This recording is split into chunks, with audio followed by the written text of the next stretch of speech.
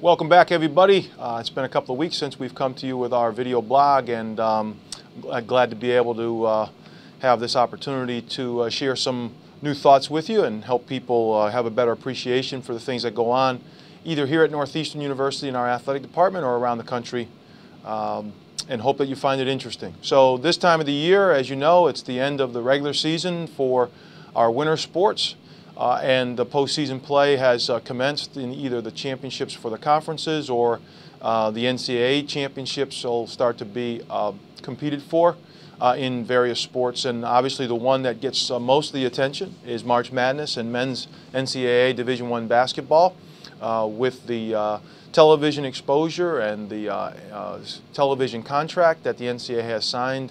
Lots of conversation ensue about the excitement of the tournament, the fun participating in it or watching your favorite teams compete, and also the revenue. And one of the questions that often comes up is, where the heck does all that money that the NCAA has generated through their television contracts go?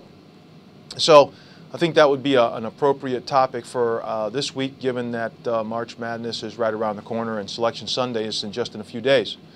So with respect to the championships, so one of the things that we should all know is that in addition to this NCAA men's basketball championship, 88 other championships are sponsored by the NCAA. So a total of 89 NCAA championships are organized and executed and teams participate in by the NCAA every year in each of our three divisions. So we have a Division III, a Division II, and a Division I where Northeastern participates. And just some facts for you to ponder. 449 schools participate in Division III. 302 schools participate in Division II, and 344 schools participate in Division I. Some of those championships that are contested and sponsored by the NCAA: lacrosse, baseball, softball, ice hockey, field hockey, volleyball, water polo, tennis, golf, track and field, fencing, bowling, skiing, rifle, swimming and diving, just to name some of the numerous sports that are sponsored by the NCAA in a championship fashion every year.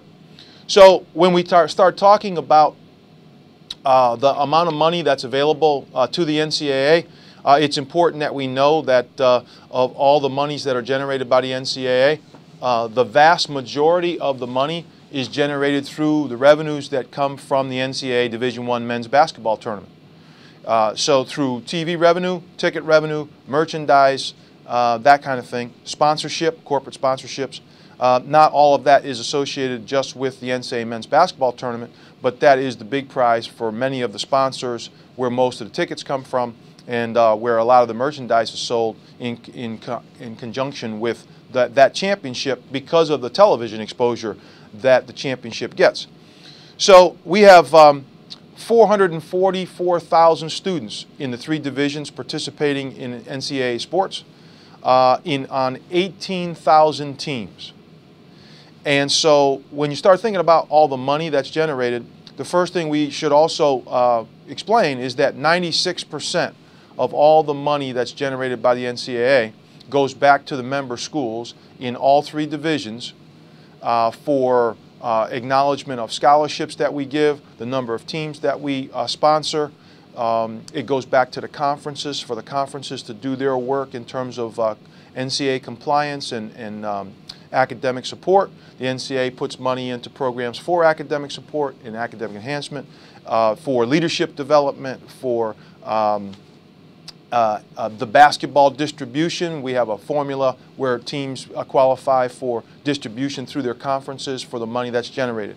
Only 4% of the total amount of revenue that the NCAA generates goes back to the NCAA administrative offices for their expenses and for their salaries.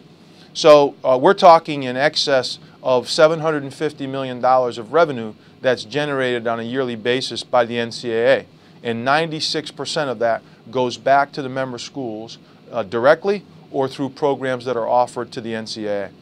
So I thought that it would be useful to share this information at this time of the year as everybody gets excited to watch March Madness and the Division I men's basketball championships.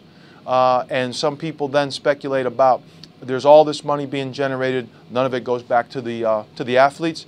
Well, besides the value of an athletic scholarship and a free education and a chance to benefit themselves in terms of their academic pursuits, many of our athletes benefit from the programming that is sponsored by the NCAA, that their schools take advantage of with monies that's provided by the NCAA, in addition to the experience of playing in NCAA championships.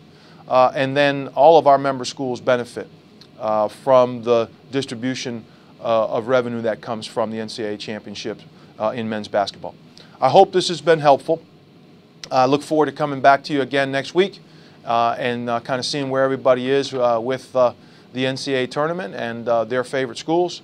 As always, we encourage you to send in your questions and potential topics for discussion.